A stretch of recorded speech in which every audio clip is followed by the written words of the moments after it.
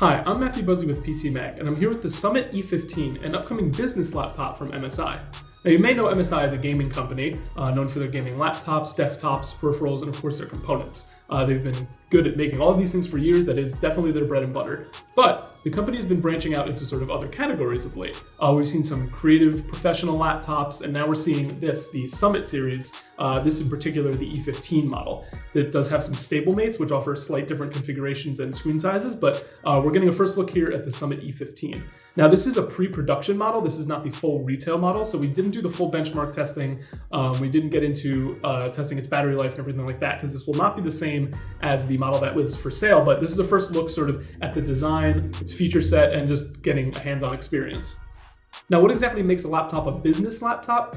It's a combination of form and function. It has to look the part. You'll know from your Lenovo ThinkPads, your Dell Latitudes, those sorts of laptops that you're used to seeing around the office, that they're often black, very simple designs. They blend in. They won't be out of place in a meeting or a boardroom or even at your desk. Just to look the part, sort of more professional, that usually means a black chassis. So MSI has definitely gone sort of up that alley here, but it has a bit of flair, and it has sort of something in common with their gaming roots, I would say. This, to me, is more in common design-wise than with their GS65 and 66 Stealth series. Black, metal, high quality. It's a little bit more like the Razer Blade than it is a Lenovo ThinkPad. It's made of metal. It has a little bit of flex here, which you don't maybe love to see, but it is sturdy all around, I would say. And I do like the gold accents. I think that adds sort of a premium look, because I don't know, it stands out from the crowd just a little bit. You have some gold on the hinges, you have some gold on the lid, as well as around the touchpad. So that kind of adds a little bit of flair, even though this does largely look like many other business laptops. It's black, it's simple, but the gold and the kind of styling there adds a little bit of panache. As I mentioned, though, it's not just about the looks, it's about the features and the components that MSI chose to go into this system to make it a competent machine for getting your work done, whether at home or in the office. Intel's brand new 11th generation mobile processors are the star of the show on this laptop, and that will be the case for many more to come in the next year or so. This in particular has the Core i7-1185 G7 CPU, which is one of the top tier models. As I said, we didn't get to test it because this is a pre-production unit, so we're not going to put it through its full benchmark paces, but we do have other testing pieces of what Tiger Lake CPUs are capable of, as well as the integrated Iris Xe graphics on PCMag. You can go read all about that there. But in this unit, the integrated graphics won't actually need to shine, because there is an NVIDIA GTX 1650 Ti also included in this build, which not necessary for most business laptops. It can definitely be a nice addition for those who need to do tasks that rely on 3D acceleration, that are hardware related to anything graphics related. Having a discrete GPU will actually boost your work a lot. If you're a media editor or an animator or an engineer, things like that can benefit from a discrete GPU. Most business laptops don't need one. Some of the other Summit models that I mentioned do have options for just integrated graphics, so there are ways to get what you want, but the particular model we have does have that discrete NVIDIA GPU. There's also 16 gigs of RAM on this system, as well as 1 terabyte SSD, so pretty good amount of storage. Again, if you're a media type, you'll probably fill that up. People just using Word documents and other sort of text documents don't have to worry too much about filling up that storage capacity.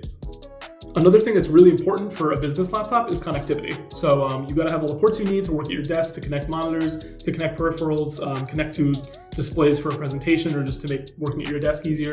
And this does have you covered. It doesn't have a ton of ports, but it does have kind of everything you would need.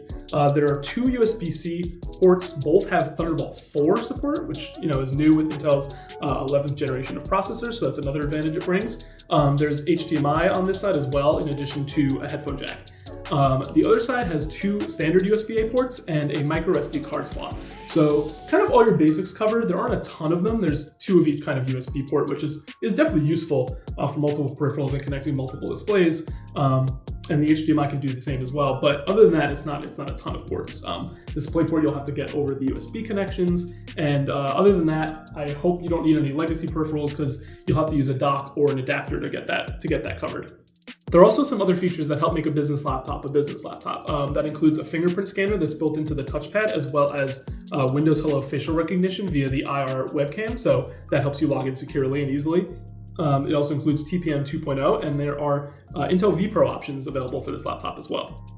All of those features are all well and good for when you're seated at your desk, especially connecting to another monitor and things like that. But you might be wondering how it travels. 15.6-inch screen means it's a pretty good size for travel. Even if you're missing your external monitor at your desk, you won't be squinting at this. It's not one of the tiny screens that we've seen in some alternative smaller laptops. It is a bit heavier than I would say the sort of average premium business laptop, at least heavier than some of our favorites. The ThinkPad X1 Carbon is definitely a good amount thinner, as is the HP Elite Dragonfly. Those are closer to 2.5 pounds. It is lighter than the MacBook Pro 16-inch, which is just over 4 pounds. This is right about 4 pounds. It's a hair under, so a little heftier. The metal body definitely contributes to that.